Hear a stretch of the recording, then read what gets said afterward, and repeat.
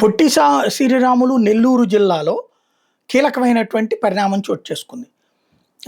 ఏంటంటే ఒక గంజాయి బ్యాచ్ వచ్చి ఒక బాలిక మీద 12 ఏళ్ల బాలిక మీద వైట్నర్ నీళ్లతో తాగించి అఘాయిత్యానికి పాల్పడ్డారట.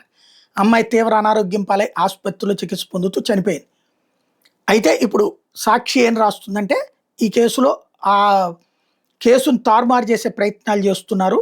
వాస్తవంగా అదేదో ప్రేమ వ్యవహారం కిందకి చేసే ప్రయత్నం చేస్తున్నారు. ప్రేమ జరిగినా సరే 12 ఏళ్ల అమ్మాయి అంటే ఎట్టి పరిస్థితుల్లో అది రేప్ కిందకే వస్తుంది, ప్రేమ అయినా సరే. ఇది నెంబర్ 1. రెండోది, సాక్షి చేసిన తప్పు ఏంటంటే ఆ చనిపోయిన అమ్మాయి పేరు, తండ్రి పేరు, వీళ్ళందరి పేర్లు రాసింది. లైంగిక వేధింపులు, అత్యాచారాల కేసులో పేరు రాయకూడదు, ఫోటో చూపించకూడదు. వాస్తవంగా ఇది అతిపెద్ద క్రైమ్ అవుతుంది. అది చేసింది. మరి వీళ్ళు ఎట్లా చేసుకున్నారో అర్థం కాదు. కేసు తారుమారుకు పోలీసులు ప్రయత్నిస్తున్నారని రాసుకొచ్చారు.